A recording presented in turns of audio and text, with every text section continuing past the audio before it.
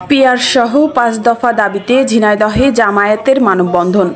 সুলতান আল এনামের তথ্যচিত্রে দেখুন বিস্তারিত। পিয়ার পদ্ধতিকে জুলাই জাতীয় সনদের অন্তর্ভুক্ত করে গণভোটের দাবিতে ঝিনাইদহে মানববন্ধন করেছে বাংলাদেশ জামায়াতে ইসলামী। বুধবার সকালে শহরের পায়রা চত্বরে এই কর্মসূচির আয়োজন করে দলটির জেলা শাখা। এতে ব্যানার ফেস্টুন হাতে জেলা, উপজেলা ও শহর শাখার নেতাকর্মীরা অংশ নেন। ঘণ্টাব্যাপী চলা এই কর্মসূচিতে জেলা জামায়াতের আমির আলী আজম মোহাম্মদ আবু বকর, নায়েবে আমির আব্দুল আলিম, সেক্রেটারি আব্দুল আওয়াল সহ অন্যান্য নেতারা বক্তব্য রাখেন। বক্তারা বলেন, জনগণের ভোটাধিকার ও গণতান্ত্রিক ব্যবস্থা সুসংহত করতে পিয়ার পদ্ধতির বিকল্প নেই। তারা দ্রুত সময়ের মধ্যে এই পদ্ধতিকে জাতীয় সনদে অন্তর্ভুক্ত করে গণভোটের মাধ্যমে জনগণের মতামত নেওয়ার দাবি জানান। এছাড়া তারা জাতীয় পার্টি নিষিদ্ধ ঘোষণা ও আওয়ামী লীগ আমলের সব হত্যাকাণ্ডের দৃষ্টান্তমূলক বিচার দাবি করেন।